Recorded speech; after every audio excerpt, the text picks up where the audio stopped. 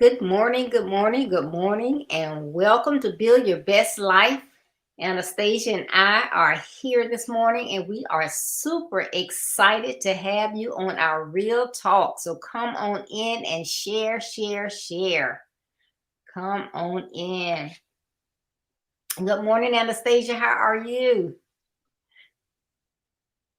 I am good, Miss Deborah. I am ready to get this started and get this going. I find this to be a very interesting topic this morning.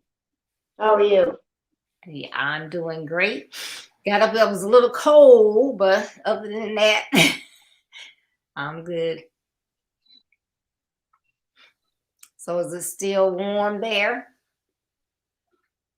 It is still warm. We had a little bit of a cold front a few days ago, but our cold front is still probably a beach day for you guys sometimes, so it's not that bad. Good, good, good. All right. Let's see here.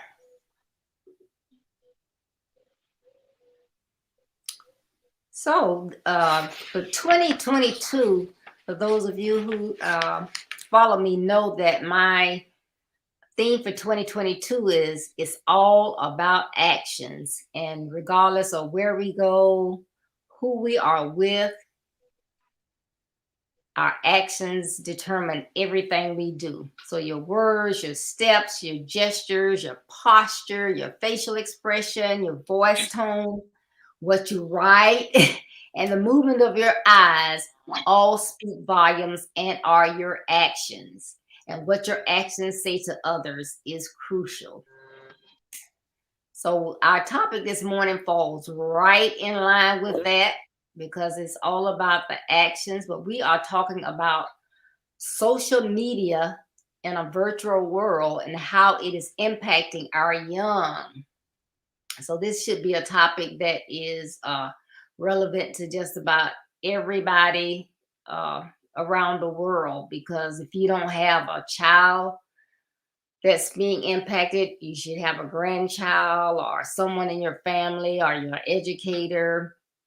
So this really should be relevant to everyone. Do you agree, Anastasia?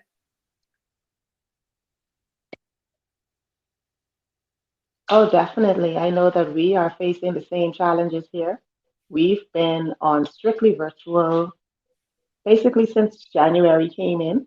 We literally just got the okay to be able to try and do face to face or a hybrid type of situation. And so we are really thankful for that after a year and a half, 2 years of not having these kids in the classroom and not being able to touch them and see their facial expressions and things like that. I know there are a lot of educators that are really happy about that. But with a hybrid, it still means that, hey,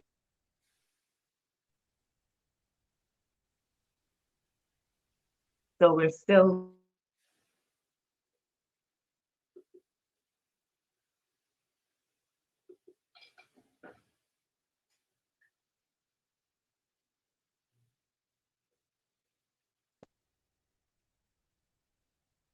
Did you hear me, Miss Deborah? Yes, we are going in and out. Uh, yes, but it is very, very relevant. So, there are very many aspects of having social media for students that is positive. So, we do appreciate having the flexibility and having that technology to be able to utilize that for the students. But, it's creative, it gives them quick access to information. They can, while they are doing assignments, they can also look up information, Google or do a search at the same time, and it's convenient. What are some other positive aspects of it, uh, Anastasia? Well, another positive aspect for it is that it gives them an opportunity to,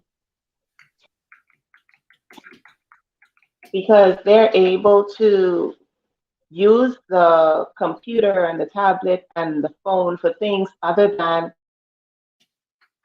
just a little texting or a call here and there, because they're being now introduced to doing so many other things with it. I am sure that there are some kids that are finding a new love for it. Like my godson, he always had a slight interest in computers, but now he's gotten to the point where he's pulling these things apart and like actually working on them and fixing them and using YouTube University and Google and stuff like that to figure out the inner workings of these. His interest has been piqued by having to interact with it so much. So I'm sure that that's one of the great benefits of it for other persons as well. Right. So yes, it can be so beneficial. However, whenever you have something that's great, there's going to be someone that's out there trying to find a way to make it not so great. So they're going to either try to scam you or get into your personal information, bully, different things. So that's what we want to talk about this morning, to ensure that our parents are aware of all the different aspects and red flags when your child has to use virtual means of getting their education. So there are some red flags, but we want to make sure that you are familiar with what can occur when someone takes that positive technology that we have and they use it for negative things. And, for one, it can impact health issues and self-image, because depending on the age, but let's just say middle school, maybe even later elementary school, but that age, maybe 10 up, when you go through phases of changing in life. So your body is changing, your voice may be changing, you may be getting hair in different places. So you have that going on when people are looking at what you're wearing or whatever. So that can negatively impact what some are feeling, because that can make you feel some kind of way. People are making fun of my clothes. I know in the Bahamas, a lot of the children wear uniforms, which I think is great. So everybody's wearing the same thing. But here in the States, normally just private schools have uniforms, and some of the charter schools. So when people begin to cyberbully and make fun of people, it tends to impact their mental health, because they may already be someone that has low self-esteem or something of that nature. So this just adds to that and can make them feel really, really, not so good about themselves. And it's really unfortunate because what I found here, when I'm watching the virtual lessons and stuff like that, is that we have a lot of home environments that are not exactly conducive to the best learning results. Um, we've actually heard parents that are telling the kids negative things while they're in the midst of lessons. There are kids who are older, as in primary school, but they are watching over kids that are younger than them. They're also in primary school or in preschool and stuff like that. So they're having to try and split their focus between dealing with their own lessons and then also dealing with their siblings. And, it exposes the teacher to a lot about the children. And so, what I've told the teachers that I work with is that it's an opportunity for you to be able to see where some of their behaviors have come from.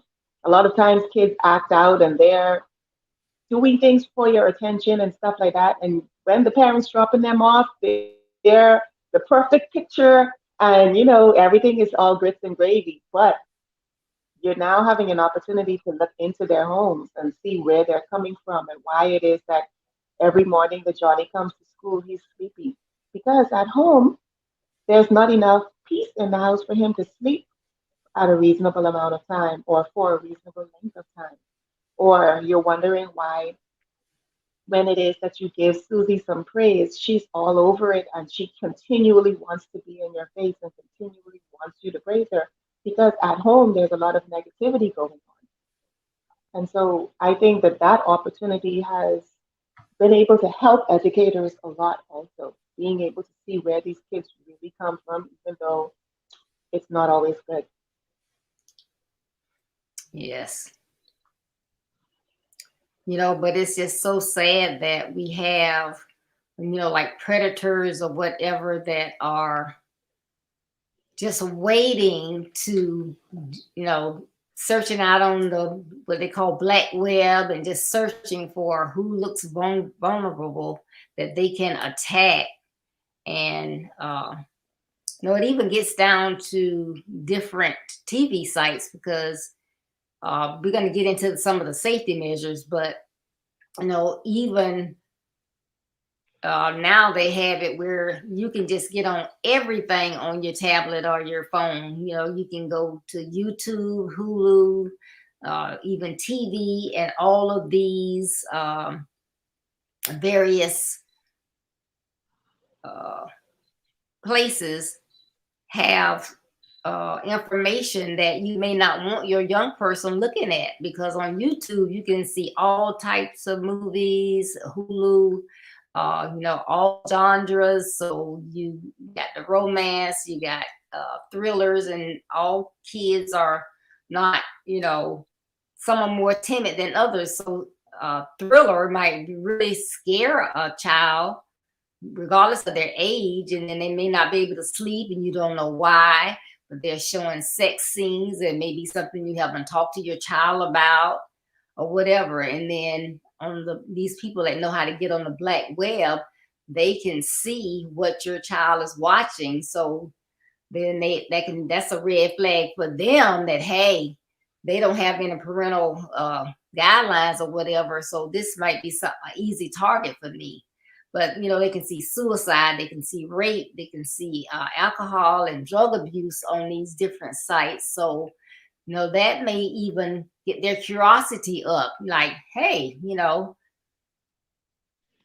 that made that person, have more fun, or that seemed like it was fun. So they may even want to try it or whatever. So there are just so many things that can go wrong when they are out there on social media, even though they're supposed to be using it for fun time when allowed, and then as a student to get that education and be on those sites that they're supposed to be on.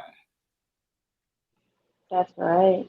I think that they have discovered the chat box, and they've definitely been using that for good and for evil. A teacher Right. asking a group of kids to type their answers into a chat box. That's not something that's familiar to them in before this whole virtual setup came about. It wasn't a familiar thing for them to do. But now that they're familiar with it, they're not only using it in the way that the teacher is asking for them to use it and just answer the questions. And, it's a race, it's a game. Who's going to type in their answer first and things like that. Then they discover the private chat button and the private chat aspect of it. And it turns into a parent calling the school because their child is being engaged in conversation with another person's child during class. You're supposed to be focused. Right. You are in the middle of a conversation with somebody else, and the content is not what it's supposed to be, and then it ends up in the school's hands or to the other parent's hands. And all of this is not the intention of the platform.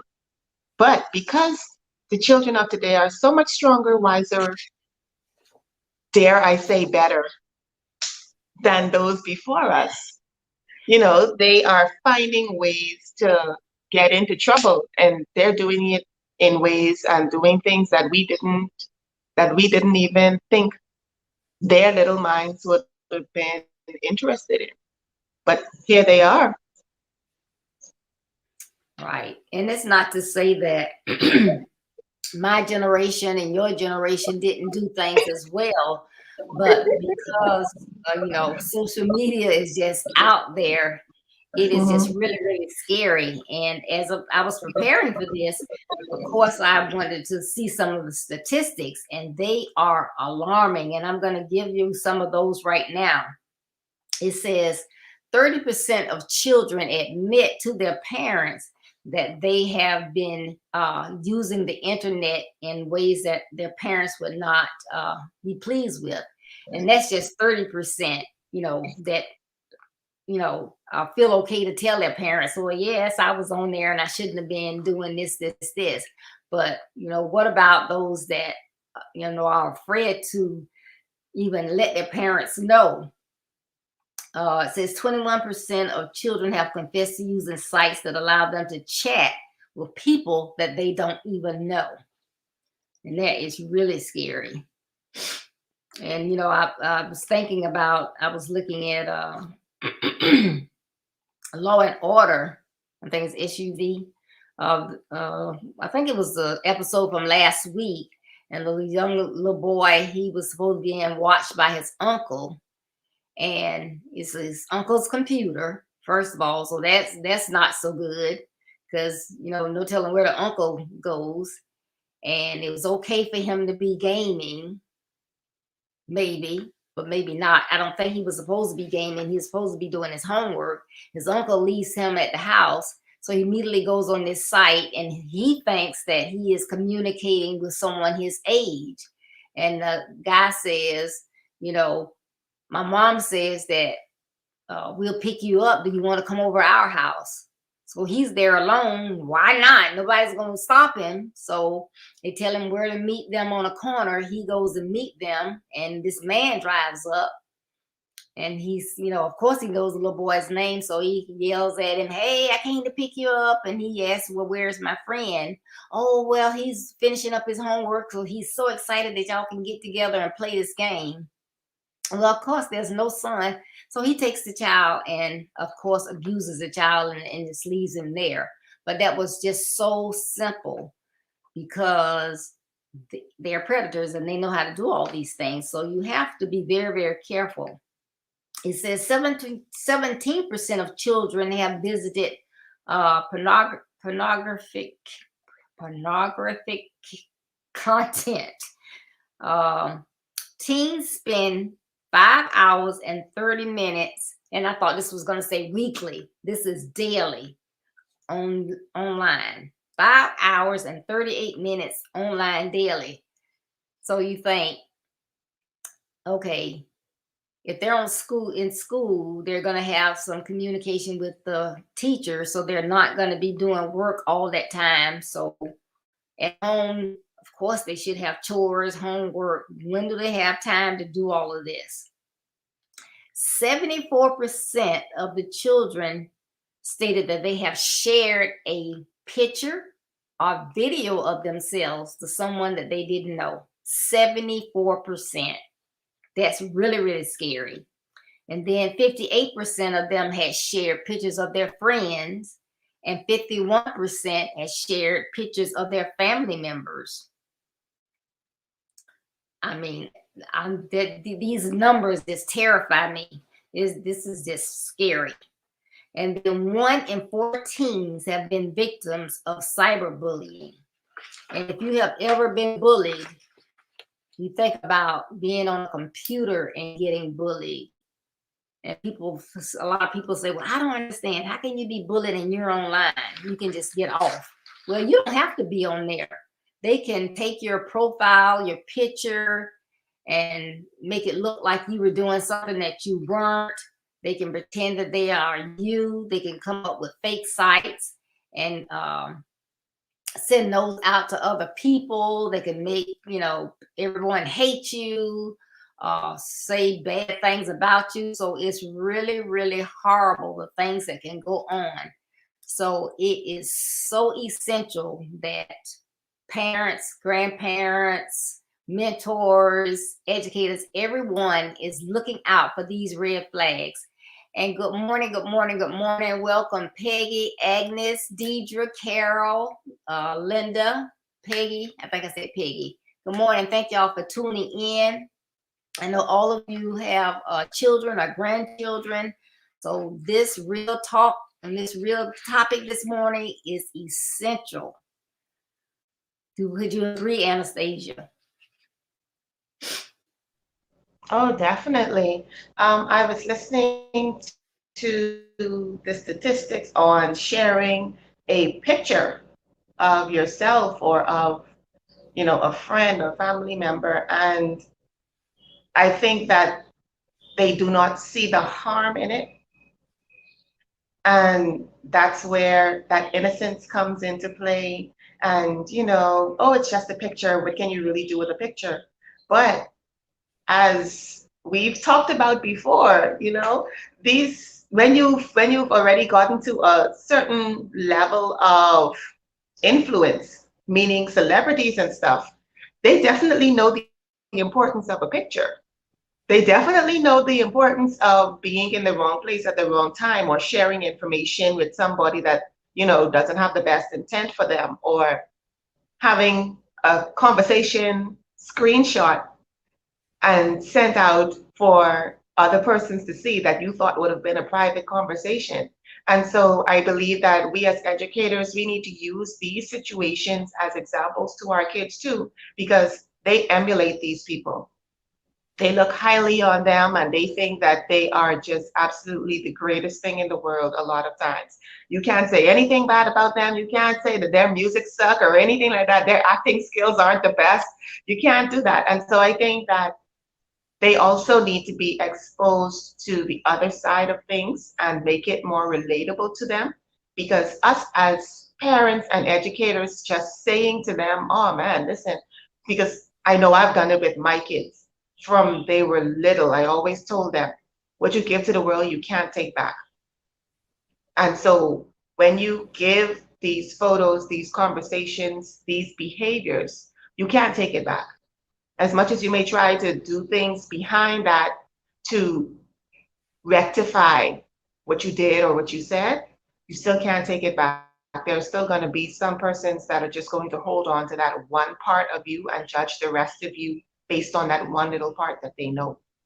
And so we have to use these people as examples to them of how little things that you don't think about in the moment can really spiral out into something else, and it can have a really lasting effect. And then of course there's the danger part of it, like you saw in the law and order situation. That's amazing, because when they I know that in my son's PlayStation game, he always told me that he was talking to people from all over the world, and in that instance, in that setting, I wasn't too concerned about it. But now being exposed to how far these things can go, and like you said, the little meetups and things like that. Oh, let's meet this place and then we can hang out or whatever.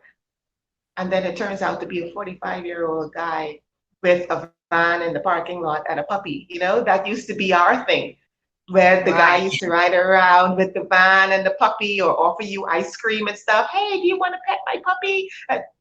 And then that's when they snatch you. So parents would say, stay away from strangers. But the strangers are coming into your bedroom now.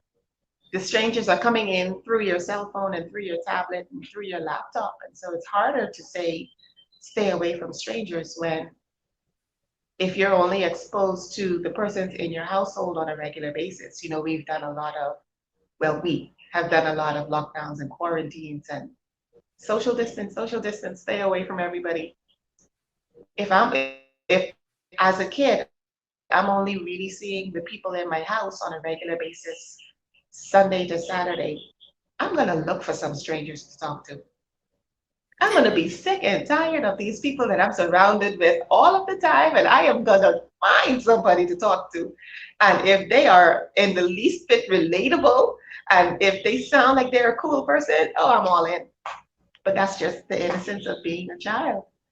And so those statistics they are amazing to me, but they are also very, very important for everybody to know.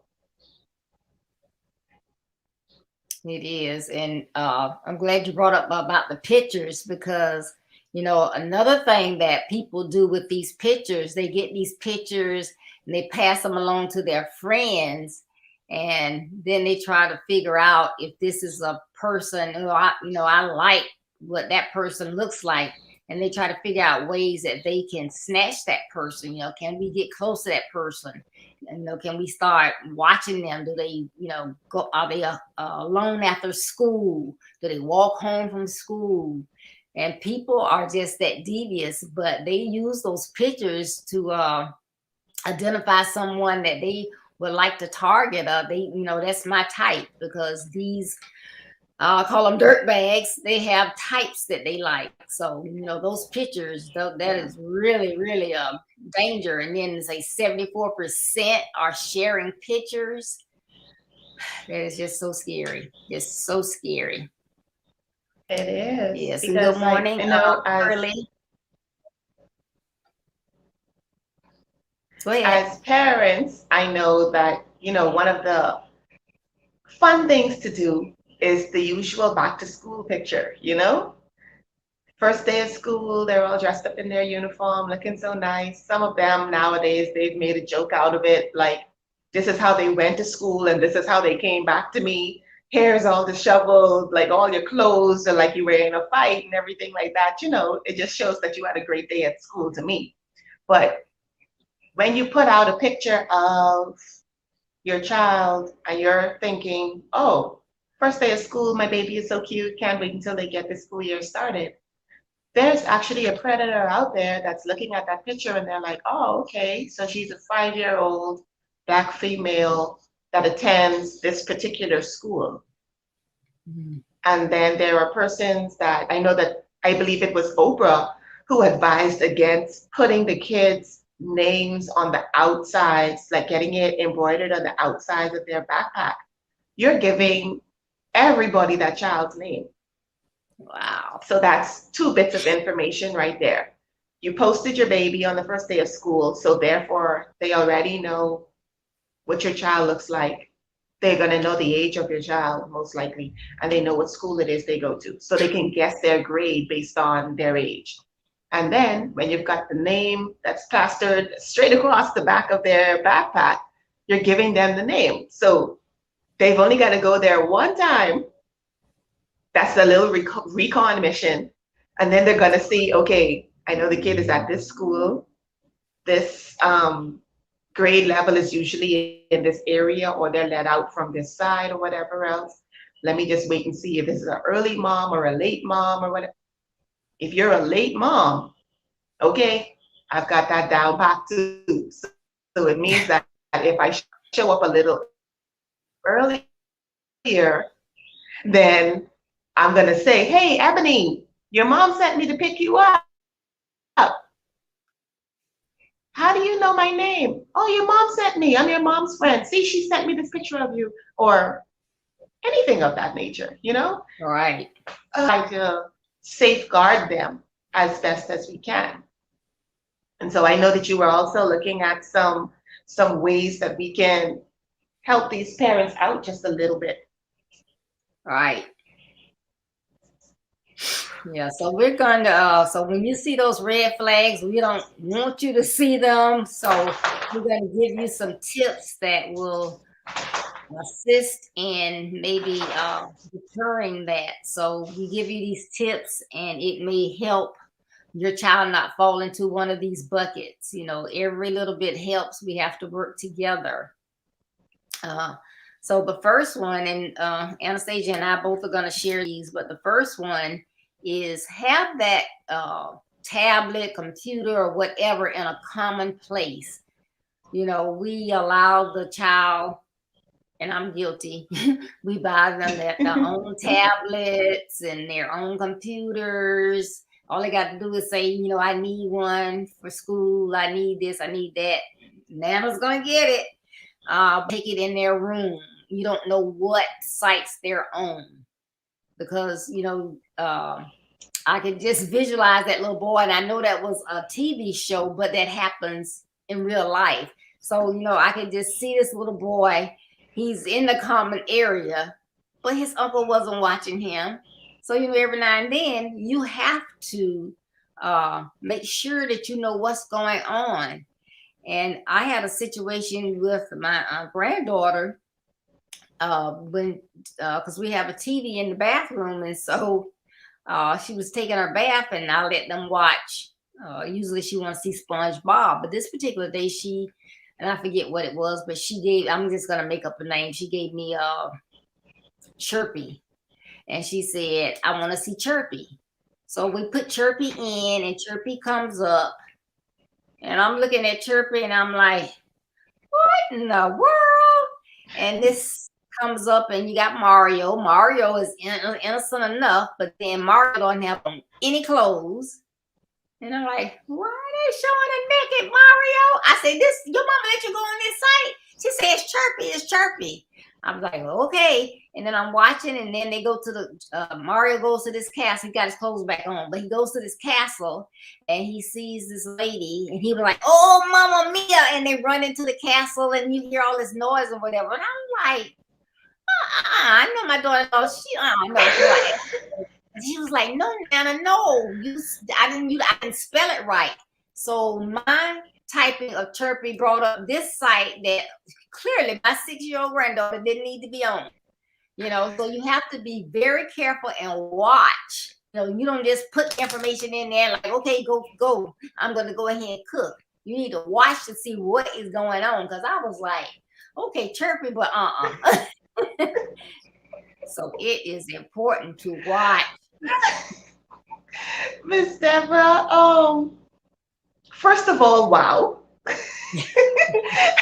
And then second of all, like, that reminds me of when my kids were little, and in that time it was the fatback monitor for the desktop and everything, and they were just like lower primary school, so they weren't really doing so much of surfing or anything like that, but the desktop was in a common area where I could see it between the living room and the kitchen. And I went in the bedroom, and I left my daughter out here. She's going to kill me for this, but I left my daughter out here. And then I come back out front to check on my pot and everything, and all I see is this quick movement. And I'm like, oh, shoot, what is this? So, of course, me being me, I start opening up windows and pressing the back button on her YouTube and stuff like that. And so I'm pressing back, and I get to see Ariel, the Little Mermaid, in some awkward positions. And then it goes back to like some other characters and things like that, progressively getting into more and more stuff. But I kept pressing the back button.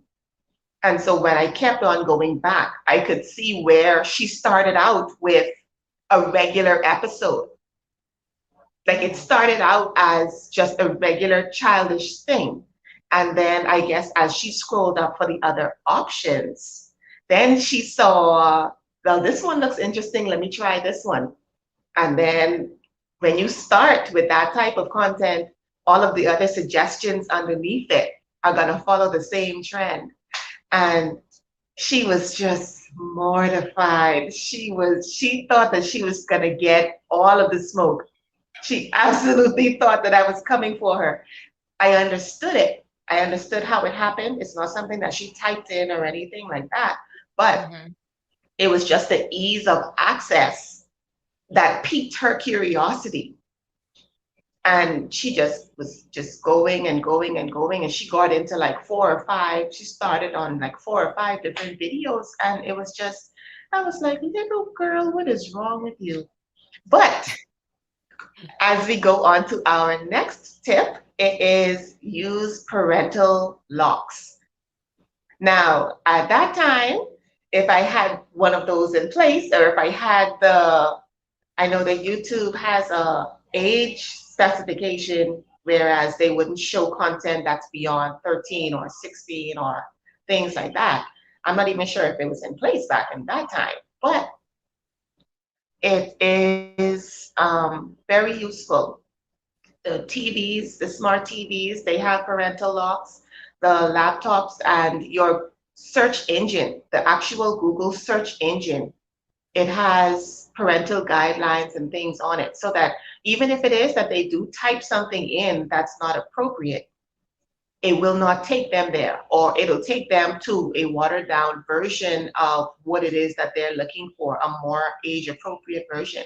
Because if they're doing research for a paper or something like that, and they type in a certain heading and they're talking about anatomy, let's say, some of the content that they get back just as an adult with a fully open search engine, some of the content that they're going to get back is not some of the content that you want them to see or know about. And so using those parental locks, using those parental guidelines on all of your devices, on their search engines and things like that, it's very useful. It's going to minimize the amount of stuff that they're able to be exposed to. Yeah, that's a good one. And thank you for the comment, Shonda. Good morning. With the misspelling of the name, she's saying that's what they want you to do so you can get on these other sites. So we have to be careful.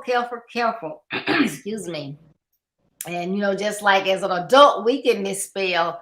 Just you imagine these little ones and these little fingers, all because some of them they just like to click and send spinning, and then they see all the other videos on the side, and then they just hitting, so they can come up with a host of things. So yes, thank you for that information. And also, as I was researching, I saw I don't know of any, but it was saying as far as the parental locks that some companies have additional security, and one that they mentioned is Cox Communications. And I don't know about in Florida, but I know I think in the northern part of the United States there is Cox Communications, but they say they have like a security suite plus that is powered by McAfee that assists also in keeping the children off of these different sites. So that's something to look into if you have, the little ones at your home or whatever, that, Comcast or some of the other ones, Frontier. You may look into them to see if they have anything. It might, be included with your internet package. So just look into that. We need all the help we can get.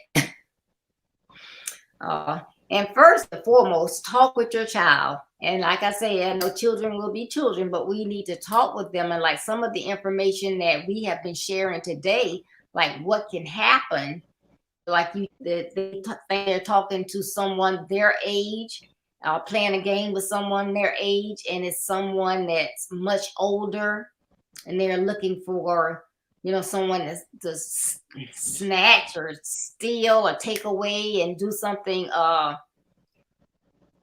horrible to them. So we have to talk to our children, and all out for the birds and bees, because when we talk about birds and bees, that's confusing.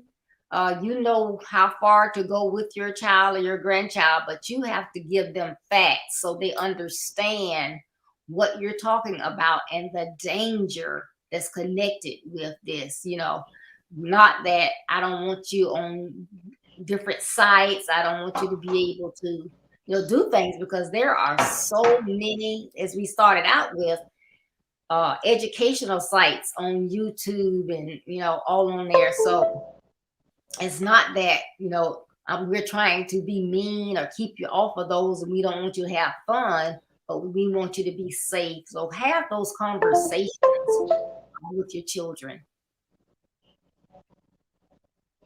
And then you can encourage honest communication, not just talking with your child to get the feedback from them as to what it is they're doing and what they're not doing, and That's very important. But we ourselves, as their parent and their educator, we have to make sure that we are also giving them honest communication, because they already think that we don't know what we're talking about anyways when we're talking about technology.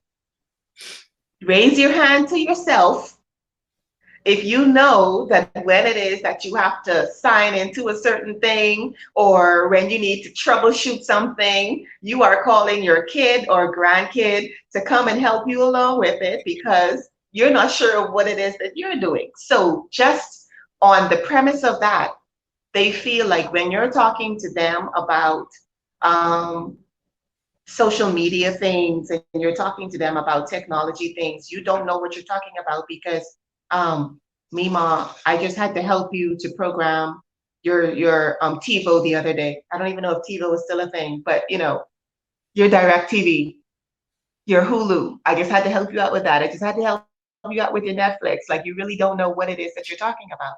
But having honest conversations with them and letting them know that, you know what, our time was this, that, and the third. Like the way that me and Miss Deborah were talking about how it used to be the guy in the van with the puppy that you used to look out for. And they would be the ones that you have to be careful of, or if anyone's offering you ice cream and stuff like that. That's what it used to be. But now it's something else. So, as their parent, as their educator, as their mentor, you need to make sure that you are informed, and then also that you're having open and honest communications with them. Let them know that it may be in a different format, but these are things that we've seen before. These are things that have happened before. It may not have happened to you yet, or it may never happen to you, but let's not remove the possibility. Let's make sure that we are careful with what we're doing, and that, we are being mindful of the possibilities of how things can go south. We're not trying to teach them to just be fearful.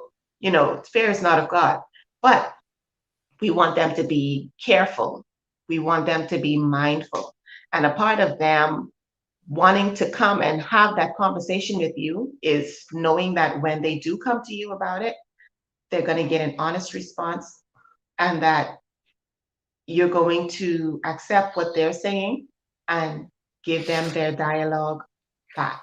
It's going to be a dialogue and a conversation, not just a telling of you do this, you do that, or whatever else, but it's going to make them more comfortable in coming to you. Yes. And can't say this one enough, and that's supervised. So whether you have the parental locks on there, you got the extra protection, you allow them to play games with other people, they're just supposed to be doing schoolwork, whatever it is, supervise. Go, check it out every now and then. Look at, Anastasia's situation that she gave us. If she had not walked back up into the room and then began to look and then go backwards, no telling what site the child would have ended up on.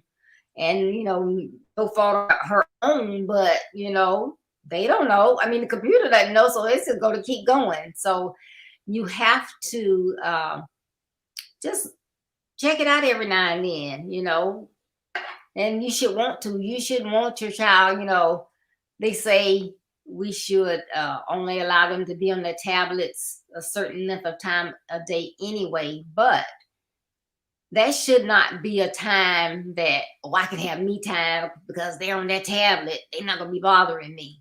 No, you should want to go over there. Like, is you doing something that mommy can do with you or granny can do with you? What are you doing now? What's the site? Because she just turned 7. That 7-year-old, the 7-year-old and her sister, which is 4, they both are on tablets.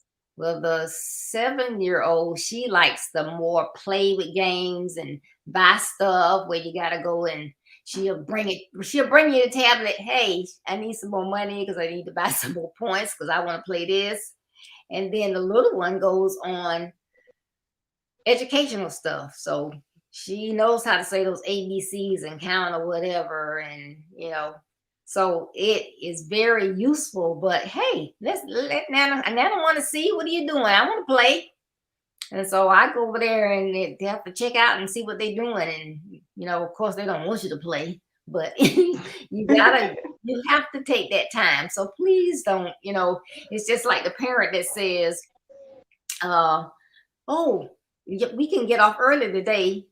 Y'all can leave at 4. You're going to go pick up your child? No, I pay them to keep her to 6.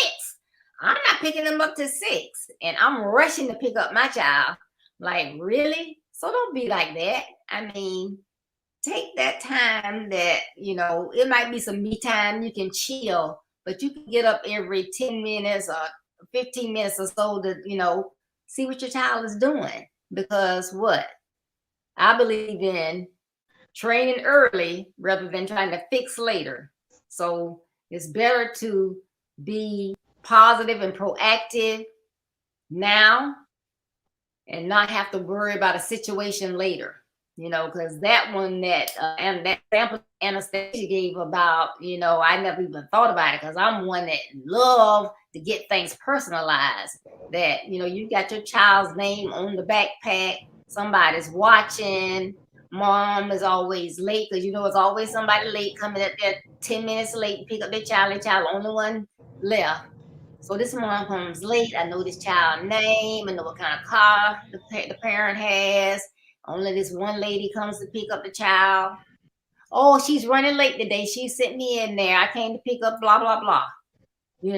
And it's so easy to go online and put in that tag number to get the address or whatever. So you have some information. The internet is something else. When you can go to, I thought this was just so amazing, but when the 7-year-old, when she first started going to daycare, we would take her. So I just thought it was just so amazing. I look at my phone and it would tell me how long it's going to take me to get back home, and it would tell me my address to go back home. I'm like, really? You know that when I bring this child over here, or wherever my car going, then I'm going to go back home. So if your phone can track something like that, just imagine what somebody that knows about technology can do with that. Just imagine. Because I don't.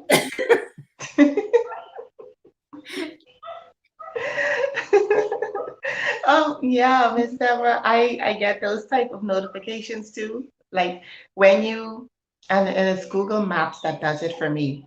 If I would usually leave at a certain time, it would tell me if there's light traffic or heavy traffic on the way to work and my estimated time to arrive there. And if it notices that you have a certain pattern, they're assisting you with being more efficient with this pattern.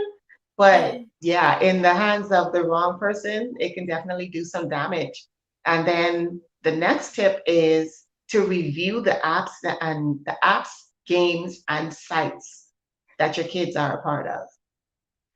So you're supervising them while they're on their devices. But when they start to show particular interest in a certain TV show or in a particular game, or you keep on hearing this name pop up as an influencer from YouTube or something like that, do a little recon. Go in the background of what it is they're doing and search it for yourself. They don't have to know that you're searching it. They don't have to see you doing it or anything like that. But look into what they're looking into. If you know that your child has a particular interest in this YouTuber, watch 1 or 2 of their videos just to see what type of thing type of information they're giving your child. If you know that they're behind you on this game, in my time, it used to be Grand Theft Auto.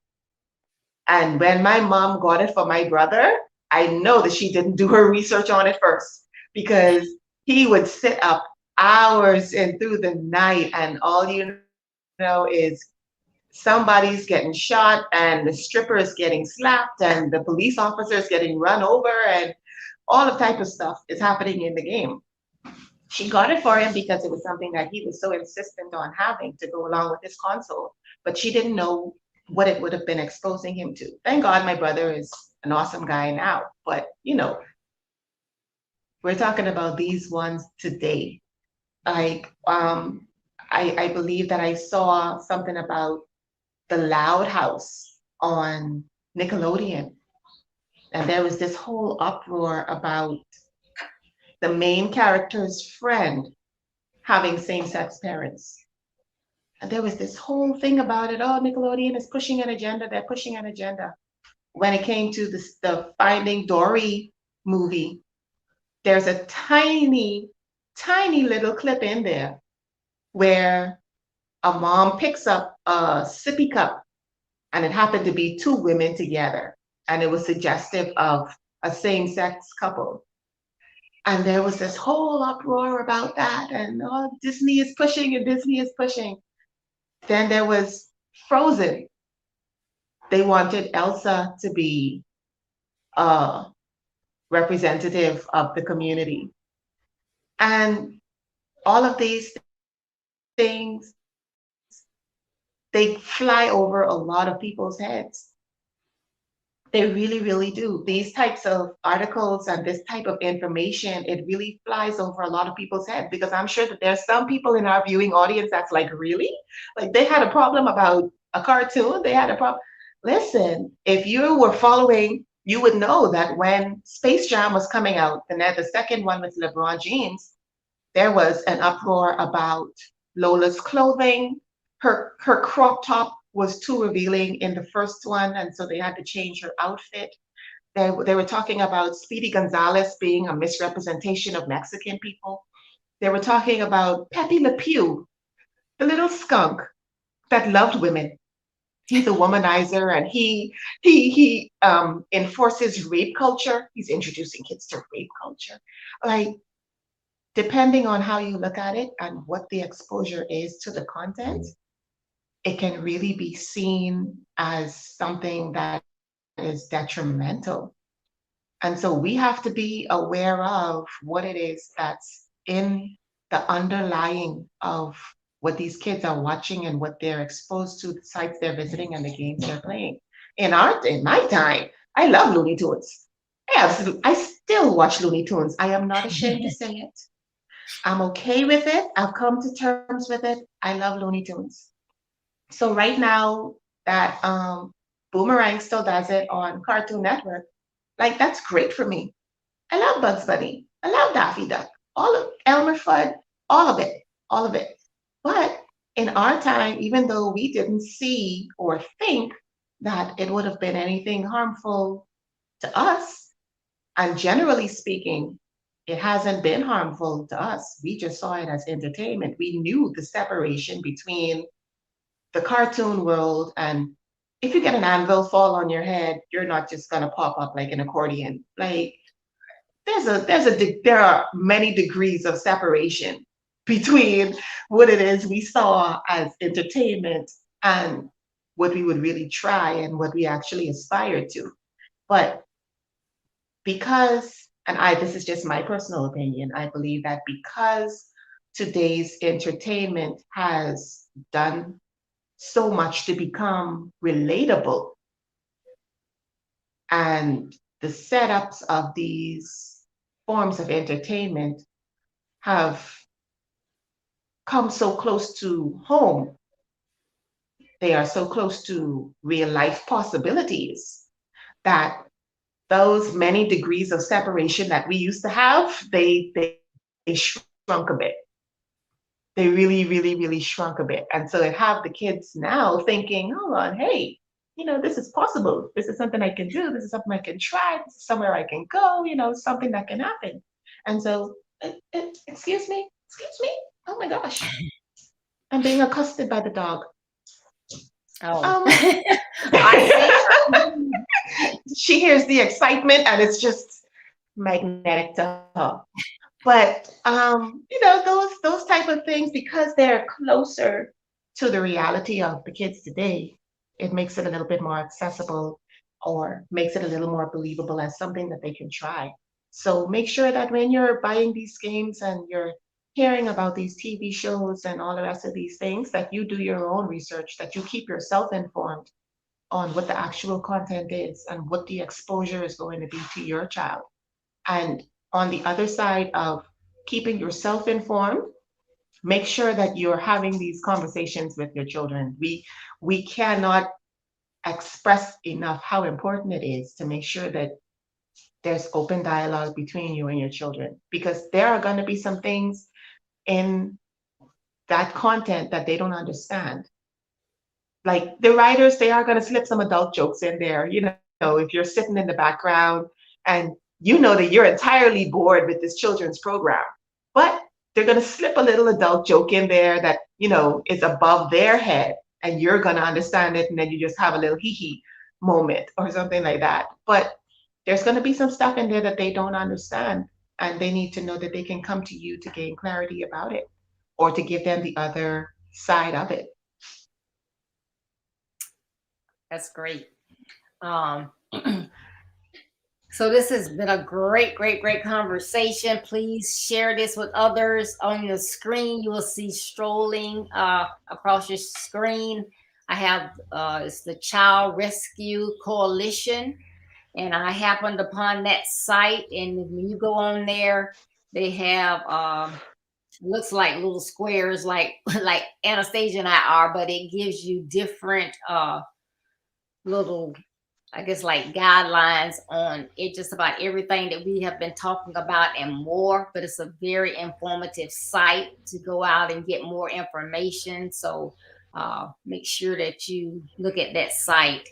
And it's just amazing. And when, as Anastasia talks about different things, it'll make me think. But as you were saying about the different things that people find negative in things that we just watched and we enjoyed. I remember, and I want to say it was what's the Kuna Matata? What is that? That's not Lion Oh, King. the Lion King. Yeah. Okay, so when that cartoon came out, I mean, I loved it, and I would tell everybody, "Oh, you should watch it because it tells a great story." But, and Anastasia, you so young, you probably don't remember this, but it was this thing where people started saying the word sex is up in the sky. And we're like, no sex on there. And it's just like with when you go to the movies and they have the popcorn and drinks, and the popcorn embedded in the screen, you don't really see it, but that makes you want popcorn and something to drink. Really, if you would play that movie and you had to lay so you could see it upside down, but someone had it looked like clouds, but it was sex up in the sky. And it was like, what programmer thought that was so cute that they would do that and no one would notice, So there are some sick people running around loose, so you just have to be on top of everything. So I just remembered that about that, because I was like down on the floor, like, that's not on there. And sure enough, it was. Yeah. They actually have sites on YouTube, like persons on YouTube will scrutinize every little frame of a movie or a cartoon or something, and you will see that they do have some, like in the background, the main character isn't doing it, it's not a part of the storyline or anything like that, but in an apartment building, in a window, there's something strange, and you didn't see it before when you were just watching the movie and having fun with it. But then as you continually watch it, your brain is taking in all of the information on the screen. You're focused on something in particular, but it's still taking in all of the other little residual information also. And so it is something to be really careful of. That's one of the things that parents can use also. I do not have the name of it, but what they do is they look at TV shows and movies and things like that to show you hidden details about it. So that's something else that I think parents can use, because like my daughter is significant in age now. She's about to end her teens, and she still likes Lilo and Stitch. Like she will literally, one of her favorite shirts is a Lilo and Stitch crop top. Like, but I'm sure that if I go onto YouTube to try and find like hidden stuff inside of Lilo and Stitch, I may be very disappointed with how I thought the Lilo and Stitch was such a wholesome little thing, and there may be some little underlying stuff. So, as parents, guardians, educators, mentors, we've got to be really careful, try to keep ourselves informed so that when the conversation comes up, we're able to have educated response and not just the, oh my gosh, I don't know, really? Are you sure it does that? It said that? Wow. We won't be caught off guard. Right.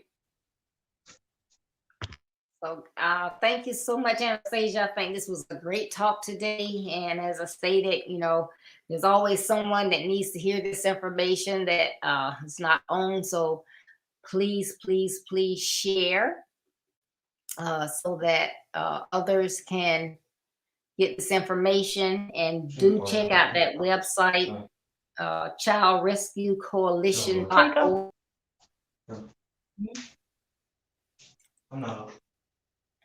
So check that out.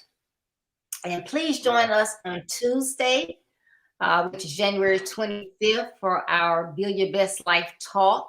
Our guest for that evening will be Coach Della Major. And we're going to be talking about your dash reflects action. So please join us. And your life is what you make of it. Follow my principles and begin to build your best life. Not tomorrow, not next week, not next month, but now. So thank you so much again for tuning in. And remember, building your best life is our business. That's not a slogan, it's our commitment. I love you. Be blessed, be safe, stay warm, and enjoy the rest of your weekend. Thank you so much, Anastasia. Bye, Miss Deborah. Bye, everybody. Bye-bye.